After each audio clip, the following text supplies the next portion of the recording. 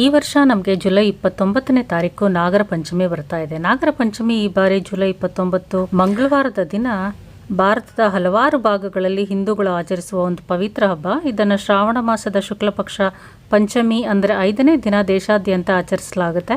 ಈ ದಿನ ನಾಗದೇವತೆಗೆ ವಿಶೇಷ ಪೂಜೆಯನ್ನು ಮಾಡಲಾಗುತ್ತೆ.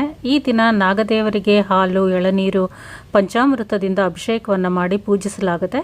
ಸಂಪೂರ್ಣ ಭೂಮಿಯು ನಾಗದೇವತೆಗಳಿಗೆ ಸಂಬಂಧಿಸಿದ್ದು ಆಗಿದ್ದರಿಂದ ಹೆಚ್ಚಾಗಿ ಎಲ್ಲ ಕೃಷಿಕರು ತಪ್ಪದೆ ನಾಗಪಂಚಮಿಯನ್ನು ಆಚರಣೆ ಮಾಡ್ತಾರೆ. ನಾಗದೇವರನ್ನು ಪೂಜಿಸೋದ್ರಿಂದ ಕುಟುಂಬಕ್ಕೆ ಸೌಭಾಗ್ಯ, ಸಂತಾನ ಭಾಗ್ಯ, ಆರೋಗ್ಯ, ನೆಮ್ಮದಿ ಉಂಟಾಗುತ್ತೆ ಅಂತ ನಂಬಿಕೆ. ಜೊತೆಗೆ ಸರ್ಪ ದೋಷಗಳ ಪರಿಹಾರ ಆಗುತ್ತೆ ಅಂತಲೂ ಸಹ ನಂಬಲಾಗಿದೆ. ಮನೆ ಹತ್ತಿರ ಇರುವಂಥ ದೇವಸ್ಥಾನಗಳಲ್ಲಿ ನಾಗರ ಕಲ್ಲುಗಳಿಗೆ ಹೋಗಿ ಹಾಲನ್ನು ಎರೆದು ಬಂದರೆ ತುಂಬಾ ಉತ್ತಮ ವಿಶೇಷ ಫಲಗಳನ್ನು ಪಡಿಬೋದು. ಕೆಲವರು ಹುತ್ತಗಳಿಗೆ ಹೋಗಿ ಬಾಳೆಹಣ್ಣು, ಹಾಲನ್ನು ಎರೆದು ಪೂಜೆಯನ್ನು ಸಲ್ಲಿಸೂ ಸಹ ಬರ್ತಾರೆ.